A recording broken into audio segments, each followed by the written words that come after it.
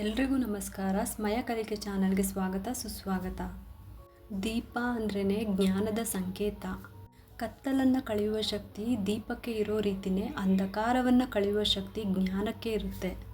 ಪ್ರತಿ ದಿನದ ದೇವರಿಗೆ ದೀಪ ಹಚ್ಚುವ ಅಭ್ಯಾಸ ಎಲ್ರಿಗೂ ಕೂಡ ಇರುತ್ತೆ. ಆದರೆ ದೇವರ ವಿಶೇಷ ಅನುಗ್ರಹಕ್ಕಾಗಿ ತುಪ್ಪದ ದೀಪಗಳನ್ನು ಹಚ್ಚಬೇಕು. ಹಾಗಾಗಿ ಈ ಒಂದು ತುಪ್ಪದ ದೀಪನ ಹಚ್ಚೋ ಮೊದಲು ಒಂದಷ್ಟು ವಿಚಾರಗಳನ್ನು ನಾವು ತಿಳ್ಕೊಳ್ಬೇಕು. ಈ ದೀಪವನ್ನು ಯಾಕೆ ಹಚ್ಚಬೇಕು, ಮನೆಗಳಲ್ಲಿ ಇದರ ಮಹತ್ವ ಏನು, ಮತ್ತು ಪ್ರತಿದಿನ ಕೆಲವರಿಗೆ ತುಪ್ಪದ ದೀಪ ಹಚ್ಚೋದಕ್ಕೆ ಸಾಧ್ಯ ಆಗೋದಿಲ್ಲ ಅಂಥವರು ವಾರದಲ್ಲಿ ಒಂದೇ ಒಂದು ದಿನ ಆದ್ರೂ ತುಪ್ಪದ ದೀಪ ಹಚ್ಚಬೇಕು. ಅದು ಯಾವ ರೀತಿ, ಯಾವ ದಿನ, ಯಾವ ಸಮಯದಲ್ಲಿ ದೀಪವನ್ನು ಹಚ್ಚಬೇಕು, ಮತ್ತು ದೀಪ ಹಚ್ಚಿದ ಮೇಲೆ ಅದನ್ನು ದೇವರ ಹತ್ತಿರ ಅಥವಾ ದೇವ್ರ ಮನೆಯಲ್ಲಿ ಯಾವ ಭಾಗದಲ್ಲಿ ಇಡಬೇಕು, ಯಾವ್ಯಾವ ದೇವರಿಗೆ ತುಪ್ಪದ ದೀಪಗಳನ್ನ ಹಚ್ಚೋದ್ರಿಂದ ನಮಗೆ ಯಾವ್ಯಾವ ರೀತಿ ಫಲಗಳು ಸಿಗುತ್ತೆ, ಎಂಥ ದೋಷಗಳು ನಿವಾರಣೆ ಆಗುತ್ತೆ. ದೇವ್ರ ಮನೆ ಈ ಒಂದು ಜಾಗದಲ್ಲಿ ಮಾತ್ರ ದೀಪಗಳನ್ನು ಇಡಬಾರ್ದು. ತುಪ್ಪದ ದೀಪ ಹಚ್ಚೋದಾದರೆ ಎಷ್ಟು ದೀಪಗಳನ್ನು ಹಚ್ಚಬೇಕು, ಬತ್ತಿ ಯಾವ ರೀತಿ ಇಡಬೇಕು, ಎಲ್ಲದರ ಮಹತ್ವ ಅಷ್ಟೇ ಅಲ್ಲದೆ ಯಾವ ರೀತಿ ತುಪ್ಪವನ್ನು ದೀಪಕ್ಕೆ ಉಪಯೋಗಿಸ್ಬೇಕು ಅನ್ನೋಂಥ ಪ್ರತಿಯೊಂದು ವಿಚಾರನೂ ಕೂಡ ತಿಳ್ಕೊಳ್ಳೋಣ. ನಾವು ಏನೇ ಒಂದು ಕೆಲಸ ಮಾಡಿದರೂ ಕೂಡ ಅದರ ಸಂಪೂರ್ಣ ಮಾಹಿತಿ ತಿಳ್ಕೊಂಡಿದ್ದಾಗ ಯಾವುದೇ ರೀತಿ ತಪ್ಪು ಆಗೋದಿಲ್ಲ, ಅದೇ ರೀತಿ ದೋಷಗಳು ಕೂಡ ಬರೋದಿಲ್ಲ ಅಲ್ವಾ. ತುಪ್ಪದ ದೀಪಗಳನ್ನು ಹಚ್ಚೋದ್ರಿಂದ ಮನೆಯಲ್ಲಿ ಧನಾತ್ಮಕ ಶಕ್ತಿ ಹೆಚ್ಚಾಗುತ್ತೆ, ಮನಸ್ಸಿಗೆ ನೆಮ್ಮದಿ ಕೂಡ ಸಿಗುತ್ತೆ. ಗೊತ್ತಿಲ್ಲದೆ ತಪ್ಪು ಮಾಡಿದರೂ ಕೂಡ ಆರೋಗ್ಯ ಸಮಸ್ಯೆ ಹೆಚ್ಚಾಗುತ್ತೆ, ಆರ್ಥಿಕ ನಷ್ಟ ಕೂಡ ಆಗುತ್ತೆ. ಹಾಗಾಗಿ ಒಂದಿಷ್ಟು ವಿಚಾರಗಳನ್ನ ತಿಳ್ಕೊಳ್ಳೋಣ. ಸರಿಯಾದ ವಿಧಾನಗಳಲ್ಲಿ ದೀಪಗಳನ್ನು ಹಚ್ಚಬೇಕು, ದೀಪಗಳನ್ನು ಯಾವ ಸಮಯದಲ್ಲಿ ಹಚ್ಚಬೇಕು, ಈ ಎಲ್ಲ ಮಾಹಿತಿನ ಈ ವಿಡಿಯೋದಲ್ಲಿ ತಿಳಿಸ್ಕೊಟ್ಟಿದ್ದೀನಿ. ವಿಡಿಯೋನ ಸ್ಕಿಪ್ ಮಾಡ್ದಂಗೆ ನೋಡಿ. ತುಪ್ಪದ ದೀಪಗಳನ್ನು ಅಂದರೆ ಬೆಳಗಿನ ಜಾವ 5ರಿಂದ 10 ಗಂಟೆವರೆಗೂ, ಅಂದರೆ ಬೆಳಗ್ಗೆ 10 ಗಂಟೆವರೆಗೂ ಹಚ್ಬೋದು. ಇನ್ನು ಸಂಜೆ 5 ಗಂಟೆಯಿಂದ 7 ಗಂಟೆ ನಡುವೆ ದೀಪಗಳನ್ನು ಹಚ್ಚಬೇಕು. ತುಪ್ಪದ ದೀಪ ಅಂತಲೇ ಅಲ್ಲ, ಮನೆಯಲ್ಲಿ ಪ್ರತಿದಿನ ಹಚ್ಚುವಂಥ ದೀಪಗಳನ್ನು ಅಷ್ಟೇ ಈ ಸಮಯದಲ್ಲಿ ಹಚ್ಚಬೇಕು. ನಾವು ಪೂಜೆ ಮಾಡ್ತೀವಿ ಅಂತ ಹೇಳಿ ಯಾವ ಸಮಯದಲ್ಲಿ ಅಂದರೆ ಆ ಸಮಯದಲ್ಲಿ ದೀಪನ ಹಚ್ಚಬಾರ್ದು. ಇನ್ನು ನಾವು ದೇವ್ರ ಮುಂದೆ ಹಚ್ಚುವ ದೀಪಗಳು ಯಾವಾಗಲೂ ಚೆನ್ನಾಗಿರಬೇಕು. ತುಂಬ ಹಳೆಯ ದೀಪಗಳನ್ನು ಉಪಯೋಗಿಸ್ತಾ ಇದ್ದರೂ ಪರವಾಗಿಲ್ಲ, ಆ ದೀಪಗಳನ್ನು ಆಗಾಗ್ಗೆ ತೊಳೆದು ಸವದಿರುತ್ತೆ, ಆದರೆ ಎಲ್ಲೂ ಕೂಡ ಜಗ್ಗಿರಬಾರ್ದು, ಹಾಗೆ ಕಟ್ಟಾಗಿ ಕೂಡ ಇರಬಾರ್ದು. ಈ ರೀತಿ ಏನಾದರೂ ಇದ್ದರೆ ಆದಷ್ಟು ಬೇಗ ಅದನ್ನು ಬದಲಾಯಿಸಬೇಕು. ಪ್ರತಿದಿನ ಹಚ್ಚುವಂಥ ದೀಪಕ್ಕೆ 2 ಬತ್ತಿಗಳನ್ನು ಹಾಕ್ತೀವಿ. ಕೆಲವರು ಎಳ್ಳೆಣ್ಣೆ, ಹರಳೆಣ್ಣೆ ಅಥವಾ 5 ಎಣ್ಣೆ ಮಿಕ್ಸ್ ಆಗಿರುವಂಥ ಪಂಚತೈಲವನ್ನು ಉಪಯೋಗಿಸ್ತಾರೆ. ಪರವಾಗಿಲ್ಲ, ಈ ತುಪ್ಪದ ದೀಪಕ್ಕೆ ಯಾವ ತುಪ್ಪವನ್ನು ಉಪಯೋಗಿಸ್ಬೇಕು, ನಾವು ಊಟ ಮಾಡೋದಕ್ಕೆ ಯಾವ ತುಪ್ಪವನ್ನು ಉಪಯೋಗಿಸ್ತೀವೋ ಅದೇ ತುಪ್ಪವನ್ನು ಉಪಯೋಗಿಸ್ಬೇಕು. ಗ್ರಂಥಿಗೆ ಅಂಗಡಿನಲ್ಲಿ ಕೆಲವು ಸಲ ಕೆಲವೊಂದು ರೀತಿಯಲ್ಲಿ ತುಪ್ಪಗಳು ಸಿಗುತ್ತೆ. ಅದು ತುಪ್ಪನೋ ಅದು ದಾಲ್ಡನೋ ನಮಗೆ ಗೊತ್ತಾಗೋದಿಲ್ಲ. ಏಕೆಂದರೆ ನಾವು ಪೂಜೆಗೆ ಉಪಯೋಗಿಸ್ತೀವಿ ಅಂದಾಗ ಅದರ ರುಚಿನೂ ನೋಡೋದಿಲ್ಲ, ವಾಸನೆ ಕೂಡ ನೋಡೋದಿಲ್ಲ. ನಾವು ಊಟಕ್ಕೆ ಉಪಯೋಗಿಸುವಂಥ ತುಪ್ಪ ಯಾವುದು ಬೇಕಾದರೂ ಆಗಿರ್ಬೋದು, ಅದನ್ನು ನಾವು ದೀಪ ಹಚ್ಚೋಕ್ಕೆ ಕೂಡ ಉಪಯೋಗಿಸ್ಬೇಕು. ಆದರೆ ಅದನ್ನು ಸಪ್ರೇಟಾಗಿ ಇಟ್ಕೋಬೇಕು. ಅಥವಾ ಇವಾಗೆಲ್ಲ ತುಂಬ ಜನ ಹಾಲಿನ ಕೆನೆನ ತೆಗೆದಿಟ್ಟು ತುಪ್ಪ ಮಾಡ್ಕೊತಾರೆ, ಅದಂತೂ ಇನ್ನೂ ಒಳ್ಳೆಯದು. ನಾನು ಕೂಡ ಹಾಗೆ ಮಾಡೋದು. ಪೂಜೆಗೆ, ಅಭಿಷೇಕಕ್ಕೆ, ನೈವೇದ್ಯಕ್ಕೆ, ದೀಪ ಹಚ್ಚೋದಕ್ಕೂ ಕೂಡ ತುಂಬ ಉಪಯೋಗ ಆಗುತ್ತೆ, ಅದು ಇನ್ನೂ ಒಳ್ಳೆಯದು. ಹಾಗಾಗಿ ನಾವು ಊಟಕ್ಕೆ ಬಳಸುವಂಥ ತುಪ್ಪನೇ ದೇವ್ರ ದೀಪಕ್ಕೂ ಕೂಡ ಉಪಯೋಗಿಸ್ಬೇಕು, ಆದರೆ ಸಪ್ರೇಟಾಗಿ ಇಟ್ಕೋಬೇಕು. ಚಿಕ್ಕ ದೀಪಗಳೇನಾದರೂ ಇಟ್ಕೊಂಡಿದ್ರೆ ಅದಕ್ಕೆ ತುಪ್ಪದ ಬತ್ತಿಗಳು ಅಂದರೆ ಗುಂಡು ಬತ್ತಿ ಬರುತ್ತಲ್ವ, ಅದನ್ನು ಒಂದೊಂದು ಬತ್ತಿಗಳನ್ನು ಇಡ್ಬೋದು. ಅಥವಾ ನಾವು ಎಣ್ಣೆ ದೀಪಕ್ಕೆ ಉಪಯೋಗಿಸುವಂಥ ಉದ್ದುದ್ದ ಬತ್ತಿಗಳೇನಾದರೂ ತುಪ್ಪದ ದೀಪಕ್ಕೆ ಕೂಡ ಉಪಯೋಗಿಸ್ತೀವಿ ಅಂದರೆ 2 ಬತ್ತಿಗಳನ್ನು ಹಾಕಿ ತುಪ್ಪ ಹಾಕಿ ದೀಪ ಹಚ್ಚಬೇಕು. ತುಪ್ಪದ ದೀಪಕ್ಕೂ ತುಪ್ಪದ ಬತ್ತಿಗಳಿಂದ ಆರತಿ ಮಾಡೋದಕ್ಕೂ ವ್ಯತ್ಯಾಸ ಇದೆ. 2 ಚಿಕ್ಕ ಚಿಕ್ಕ ದೀಪಗಳು, ಅದರಲ್ಲಿ ಒಂದೊಂದು ಬತ್ತಿನ ಹಾಕಿ ತುಪ್ಪನ ಹಾಕಿ ಒಂದು ಪ್ಲೇಟ್ ಮೇಲೆ ಜೋಡಿಯಾಗಿ ಇಡ್ಬೋದು.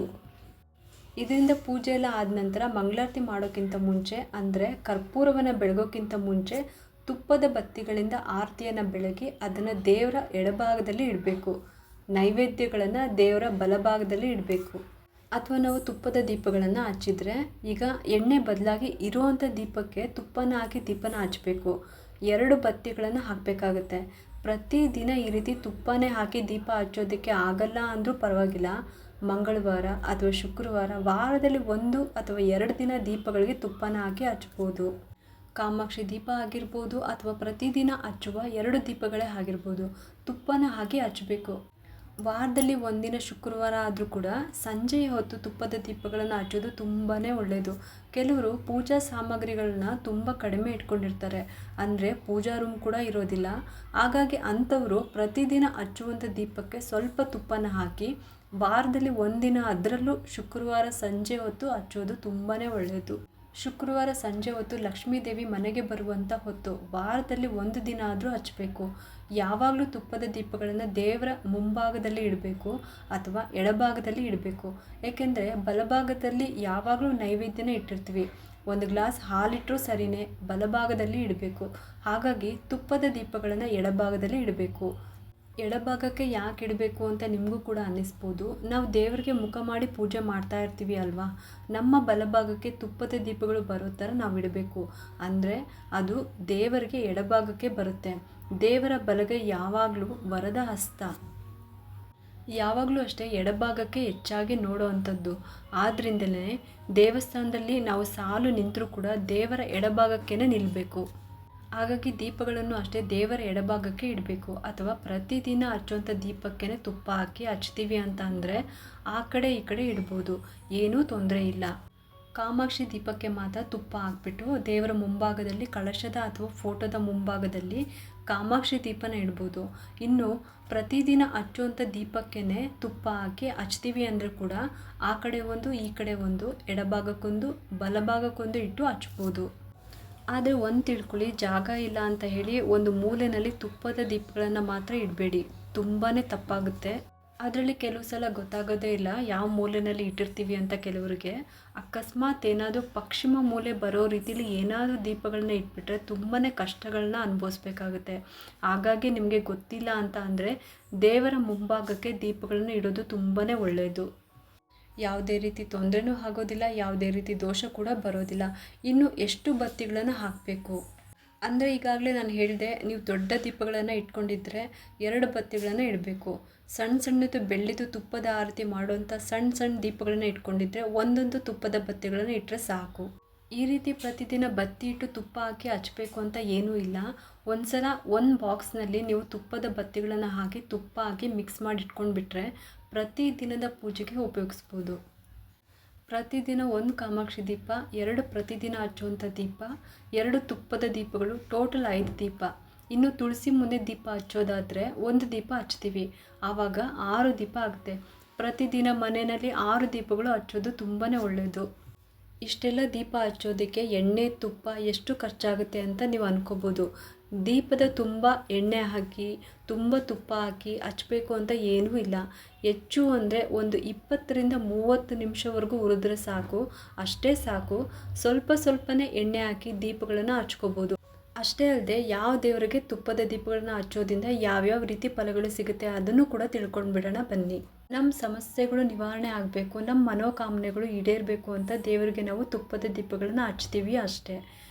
ಇಲ್ಲ ಯಾವುದಾದ್ರೂ ಶುಭ ವಿಚಾರಗಳನ್ನು ಕೇಳಿದಾಗ ಕೂಡ ನಾವು ದೇವ್ರ ಮುಂದೆ ತುಪ್ಪದ ದೀಪ ಹಚ್ತೀವಿ. ನಾಗದೇವ್ರ ಮುಂದೆ ಅಥವಾ ಸುಬ್ರಹ್ಮಣ್ಯ ಸ್ವಾಮಿ ಮುಂದೆ ತುಪ್ಪದ ದೀಪ ಹಚ್ಚೋದ್ರಿಂದ ಸರ್ಪದೋಷ ನಿವಾರಣೆ ಆಗುತ್ತೆ. ಅಂಥ ವ್ಯಕ್ತಿಗಳಿಗೆ ಸರ್ಪದೋಷ ಕೂಡ ತಾಕೋದೇ ಇಲ್ಲ. ಇನ್ನು ಗಣಪತಿ ಮುಂದೆ 21 ದಿನಗಳ ಕಾಲ ತುಪ್ಪದ ದೀಪ ಹಚ್ಚಬೇಕು.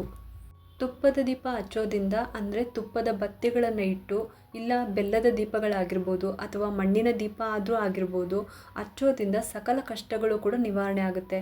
ಇನ್ನು ಹಬ್ಬ ಹರಿದಿನಗಳಲ್ಲಿ ದೇವರ ಮುಂದೆ ತುಪ್ಪದ ದೀಪನ ಹಚ್ಚಿದರೆ ಕುಲದೇವತೆಯ ಕೃಪೆ ನಿಮ್ಮ ಮೇಲೆ ಸದಾಕಾಲ ಇರುತ್ತೆ. ದೇವಿ ದೇವಸ್ಥಾನಗಳಲ್ಲಿ, ಶಕ್ತಿ ದೇವಸ್ಥಾನಗಳಲ್ಲಿ ಮಂಗಳವಾರ ಮತ್ತು ಶುಕ್ರವಾರ ತುಂಬ ಜನ ದೀಪಗಳನ್ನು ಹಚ್ಚೋದ್ರಿಂದ ಸಕಲ ಮನೋಕಾಮನೆಗಳು ಈಡೇರುತ್ತೆ. ಇನ್ನು ಸಂತಾನ ಫಲಕ್ಕಾಗಿ ಕೃಷ್ಣನನ್ನು ಜಪಿಸುತ್ತಾ, ಅಂದರೆ ಶ್ರೀಕೃಷ್ಣನ ಮುಂದೆ ಕೂಡ ತುಪ್ಪದ ದೀಪಗಳನ್ನು ಹಚ್ಚಿ, ಅಥವಾ ಕೃಷ್ಣ ಜನ್ಮಾಷ್ಟಮಿ ದಿನ ಕೂಡ ಅಷ್ಟೇ ತುಪ್ಪದಿಂದ ದೀಪಗಳನ್ನು ಹಚ್ಚಿ ಕೃಷ್ಣನ ಸಹಸ್ರನಾಮ ಹೇಳೋದ್ರಿಂದ ಗಂಡು ಸಂತಾನ ಕೂಡ ಆಗುತ್ತೆ. ತುಪ್ಪದ ದೀಪ ಹಚ್ಚೋದ್ರ ಬಗ್ಗೆ ಸಾಕಷ್ಟು ಮಾಹಿತಿನ ತಿಳ್ಕೊಂಡ್ರಿ. ದೀಪ ಹಚ್ಚೋದ್ರಿಂದ ನಮಗೆ ಇಷ್ಟೆಲ್ಲ ಪ್ರಯೋಜನಗಳು ಸಿಗುತ್ತೆ. ಯಾವ್ಯಾವ ದೇವರಿಗೆ ತುಪ್ಪದ ದೀಪಗಳನ್ನ ಹಚ್ಚೋದ್ರಿಂದ ಎಂಥ ಫಲಗಳು ಸಿಗುತ್ತೆ ಅಂತ ಸಂಪೂರ್ಣ ಮಾಹಿತಿನ ತಿಳ್ಕೊಂಡ್ರಿ ಅಲ್ವಾ. ಈ ಉಪಯುಕ್ತ ಮಾಹಿತಿ ನಿಮಗೆಲ್ಲರಿಗೂ ಇಷ್ಟ ಆಗಿದೆ ಅಂತ ನಾನು ತಿಳ್ಕೊಂಡಿದ್ದೀನಿ. ಮತ್ತು ಯಾಕೆ ತಡ, ಈ ವಿಡಿಯೋ ಇಷ್ಟ ಆಗಿದ್ರೆ ಒಂದು ಲೈಕ್ ಮಾಡಿ, ಶೇರ್ ಮಾಡಿ ಮತ್ತು ಸಬ್ಸ್ಕ್ರೈಬ್ ಮಾಡಲು ಮರಿಬೇಡಿ. ನೀವು ಮಾಡೋ ಒಂದು ಸಬ್ಸ್ಕ್ರೈಬಿಂದ ನಮ್ಮಂತಹ ಸಣ್ಣ ಸಣ್ಣ ಚಾನಲ್ಸ್ಗೆ ಒಂದು ಸಪೋರ್ಟ್ ಮಾಡ್ದಂಗೆ ಆಗುತ್ತೆ. ಮತ್ತೆ ಸಿಗ್ತೀನಿ ಮುಂದಿನ ವಿಡಿಯೋದೊಂದಿಗೆ ಅಂತ ಹೇಳ್ತಾ ಈ ವಿಡಿಯೋನ ಮುಗಿಸ್ತಾ ಇದ್ದೀನಿ. ಹೋಗ್ಬಿಟ್ಟು ಬರಲಾ. ಸರ್ವೇ ಜನ ಸುಖಿನೋ ಭವಂತು.